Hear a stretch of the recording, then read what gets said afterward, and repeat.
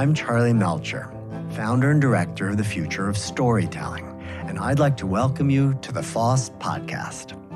My guest this week is multi-talented performing artist, keynote speaker, and strategic performance coach, Victoria Labalme. In her multi-hyphenate creative career, Victoria's worn every hat, from writer to actor, from film producer to comedian, and beyond. Perhaps her greatest strength, however, is helping people discover their own talents. As a highly sought-after performance coach, Victoria has advised everyone from Fortune 100 CEOs to New York Times best-selling authors and Hollywood celebrities on how to discover and showcase their unique talents and perform at the highest level. Victoria's new book, Risk Forward, outlines her philosophy on leaning into uncertainty and embracing risk in order to go beyond what's been done before. Having read the book myself, I can say with full certainty that the wisdom Victoria shares is indispensable to any storyteller looking to find their voice and their own creative path. I'm excited and delighted to welcome Victoria Labalme to the Future of Storytelling podcast.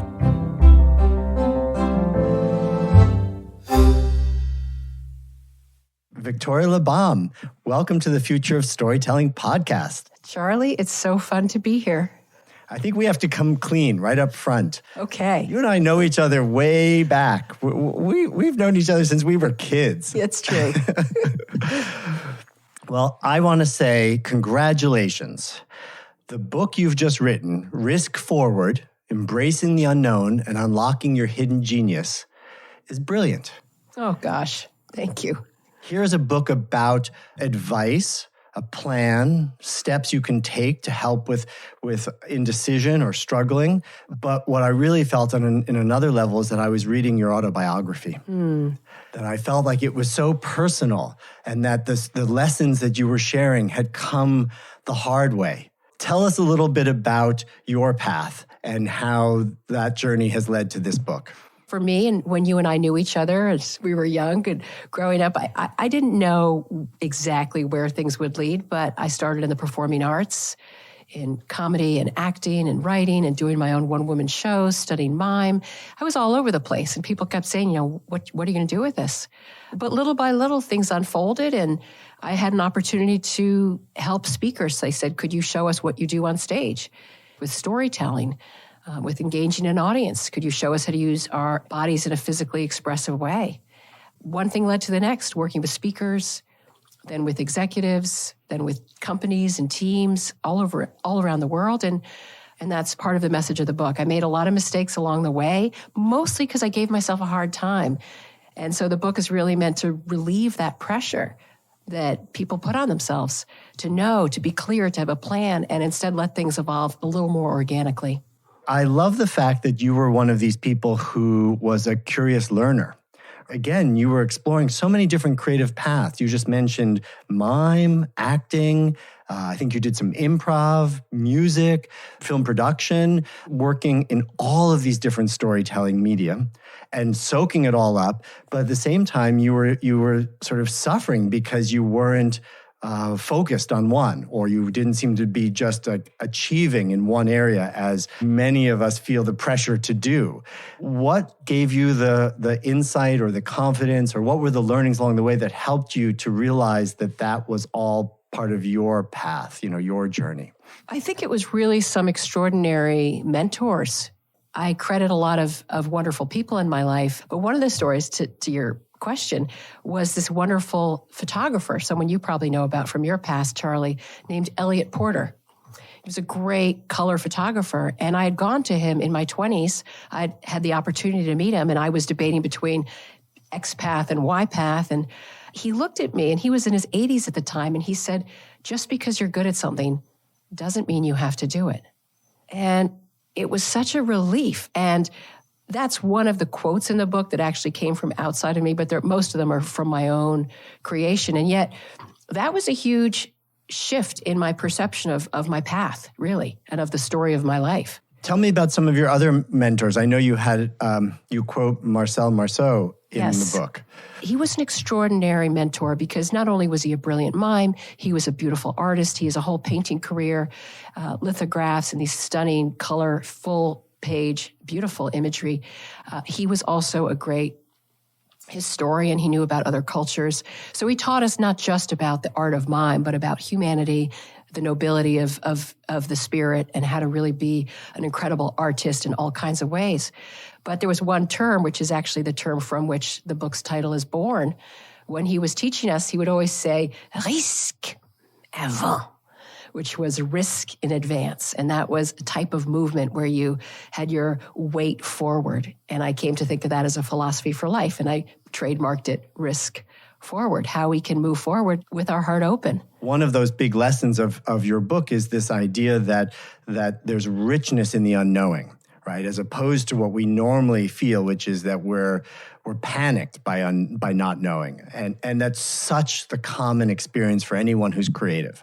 Well, I don't care what medium you're working in. If you're trying to create something, there is that moment of facing that metaphoric blank page and terror, or maybe you even started, but now you're just lost with where this story is going to go, where this project is going to go.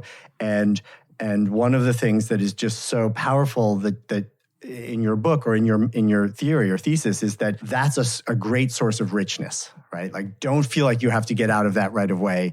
Don't feel like you're failing because you're not clear or that you didn't start with a sense of where you're going to end, but rather kind of embrace it and learn from it and appreciate it.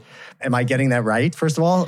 Yeah, exactly that. Because, we're trained, it really indoctrinated in our culture to consider that when we're in a phase of not knowing, it's bad. You're kind of subpar. Oh, you're indecisive. Oh, you don't know where you're going. And it's something people try to hide. There's shame around it, or they try to get out of it as quickly as possible.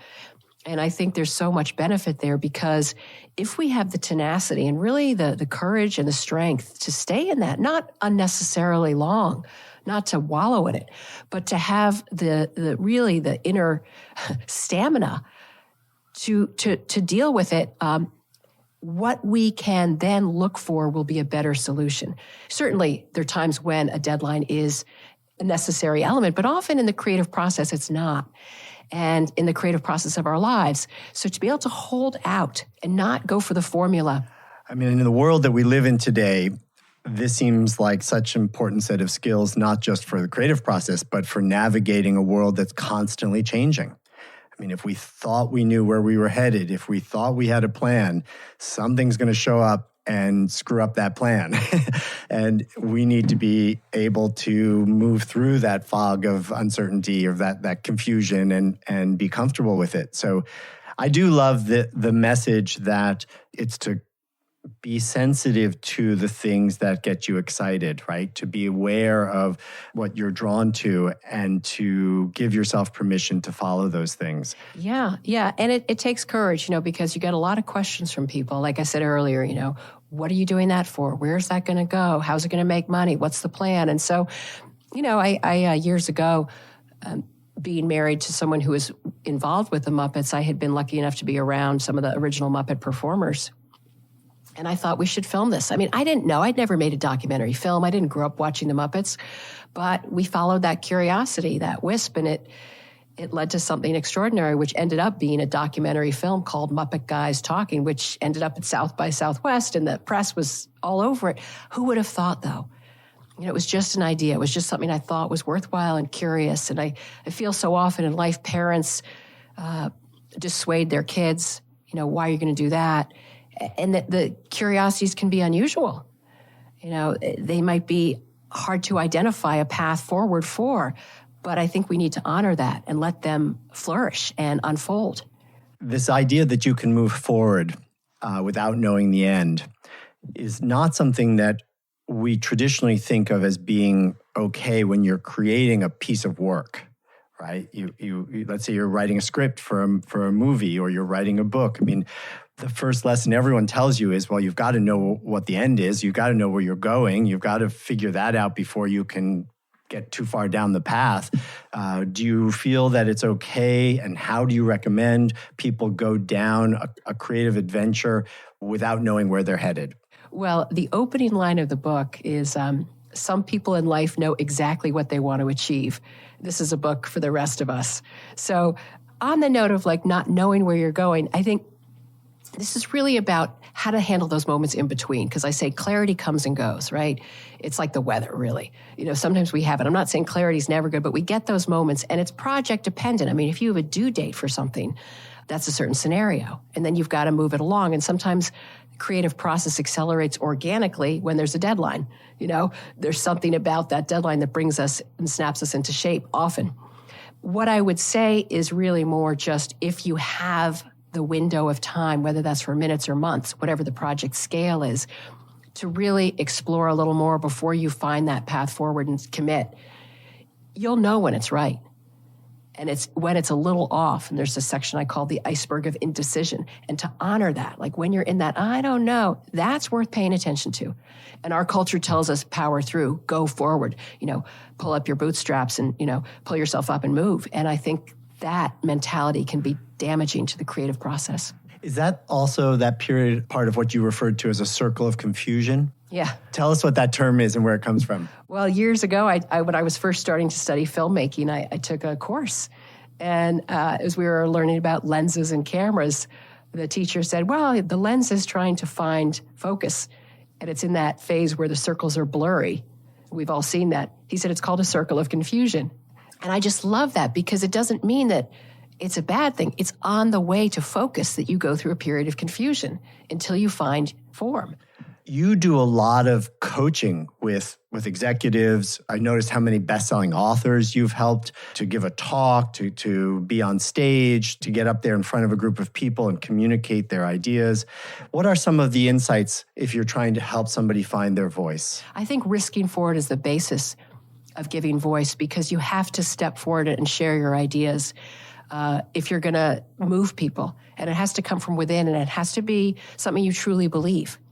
And oftentimes, I think speeches and presentations are manufactured from the outside in. I see that even in book writing, or people research the market and say, what do people want to hear? Instead of saying, what do I want to say that I feel would be important and valuable and well received? And so, they think I'm going to start talking about gestures and eye contact. And I say that's the last part. Gestures and eye contact and vocal intonation, that's like sprinkles on a cake. That's the finale.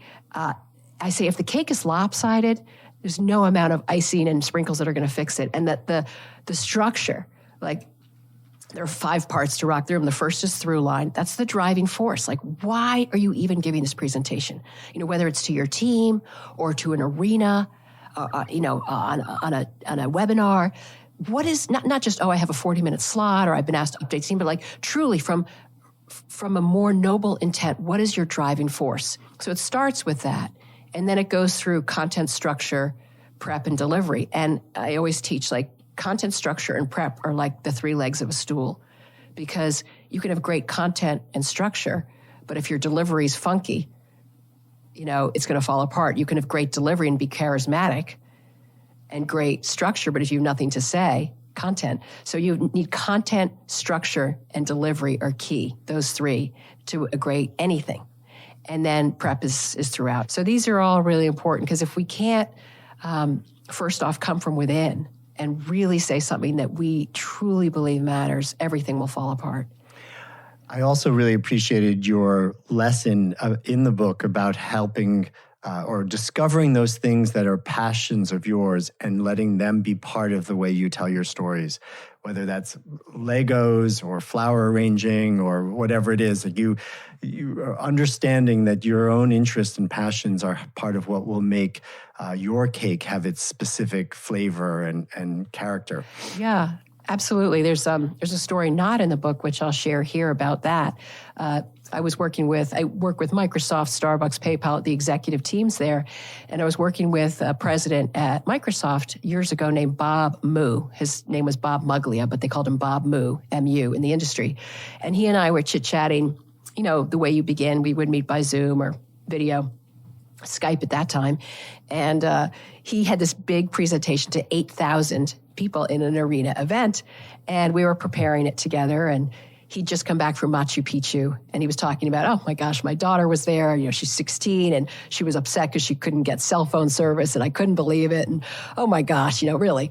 Anyway, then he said, sorry, Victoria, let's get to the coaching session. And I said, no, Bob, that story, that is fantastic. Let's share that at this event. And it's such a great example of, how far we've come in technology, the expectations of teens.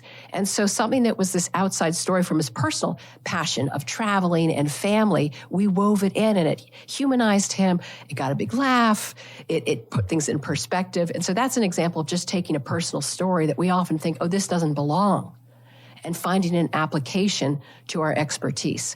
We recently had on the podcast Vince Kadlubeck, who's the co-founder of Meow Wolf, and he was talking about this idea that the world is built around predictability because it's safe. The world is kind of constructed for predictability and safety, but it builds out, it basically programs out the unexpected and the opportunity for real creativity and imagination and the opportunity to create things anew.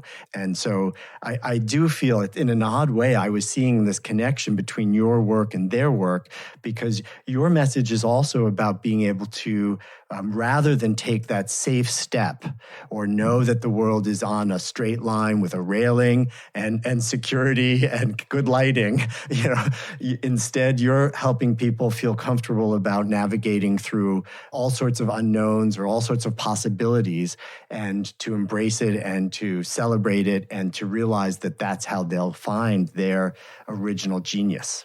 So how else can we encourage people to break out of those boxes, to find their own voice and do things that are original? Because I guess in the end of the day, that's what this is really about, right? It's about being original and creative. It's really not one thing, as you well know better than anyone.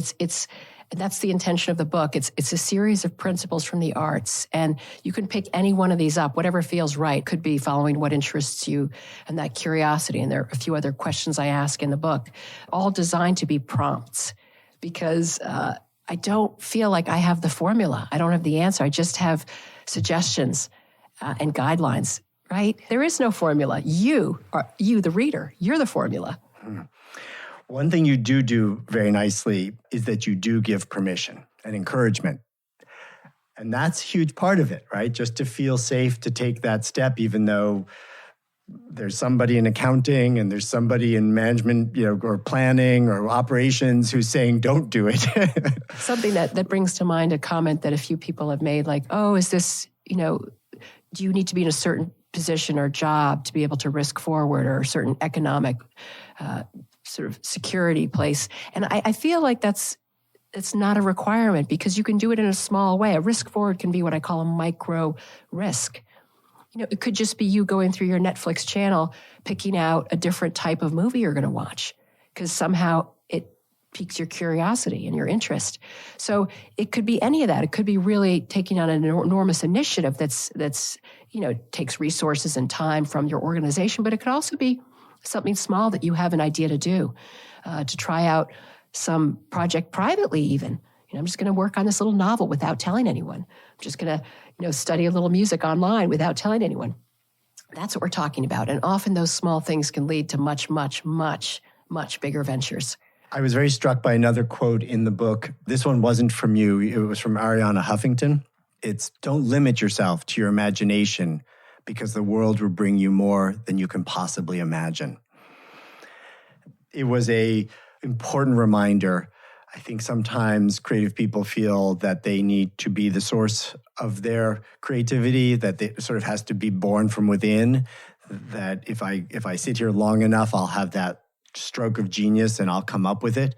And this was just a great reminder that we need to, or we should allow ourselves to find inspiration in so many sources. This idea that that we can find the inspiration and sources from so many other places in the world. So like you know, working in the arts, but also in entrepreneurship and business, these three worlds I work between entrepreneurship, arts, and executive land, I find that people so often talk about the importance of imagination, which is no doubt essential. But like you said, we feel like we have to come up with it. And then we don't feel up to the task. And part of what the book is also covering and risking forward is that it unfolds as we go, right? It becomes, you know, we get clearer, more ideas come as we move forward. And so the world brings us things, we come up with things, we get inspired by things, as you said. And most successful people will tell you that what they ended up creating was beyond what they thought. One of the things that I appreciate about your life's lesson and of the book is that Rome wasn't built in a day. That you don't have to have this time frame of immediate things that might feel like they're not being fulfilled for some long period of time.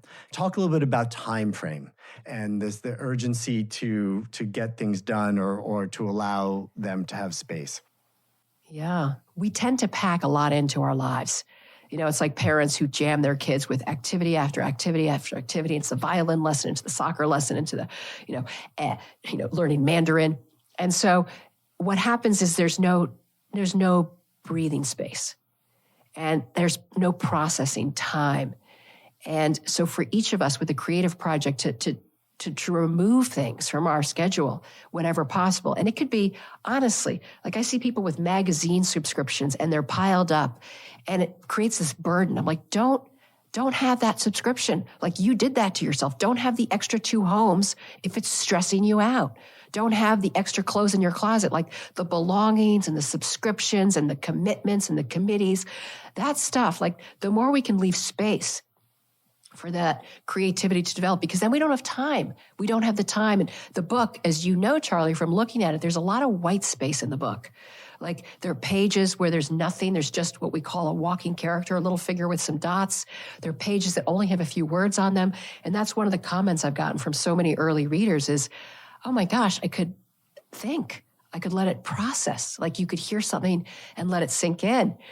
And, you know, when I work with companies and teams on their events doing the Rock the Room coaching, one of the things that they'll do, a big mistake is they'll plan the entire day. They're like, okay, we're going to start at 7 with a breakfast. Then we're going to have an 8 o'clock introduction by the CEO. Then head's going to go to 8:30. Then we'll have the keynote speaker from 8:30 to 10. Then we'll take a 10-minute break. I'm like, overscheduled. So part of the time question is really how can we give ourselves time so that we can organically let the project unfold? And then back to the deadline, it's really specific to what you're facing.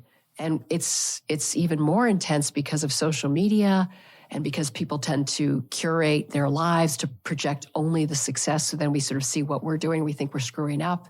So we're set up to feel bad about ourselves. And this book basically says, you're doing great. Keep going.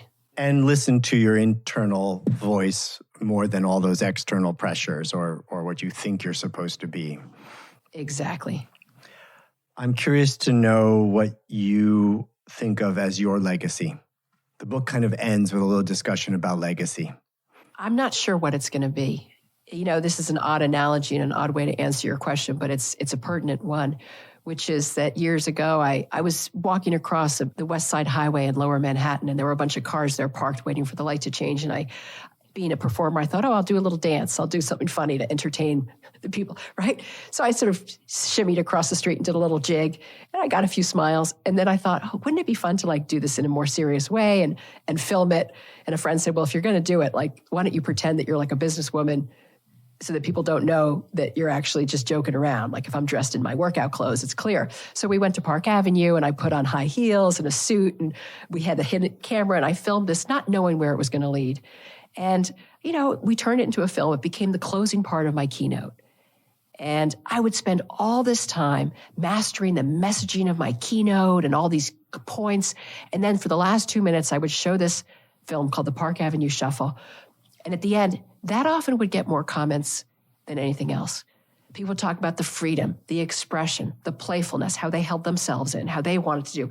And it was such a lesson in some of the things that we create will touch people in ways we can never imagine.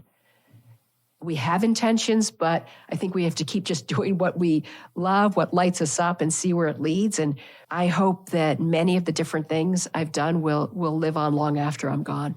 I was touched to tears at the end of the book. I had the pleasure of knowing your mother, and your honoring of her so beautifully at the end was a great, acknowledgement of her legacy, and also a good example, because it speaks to her understanding of what was motivating her life and her ability to pass some of that on to you, and also just a beautiful message for all of us at the end of the book. We don't have to be perfect.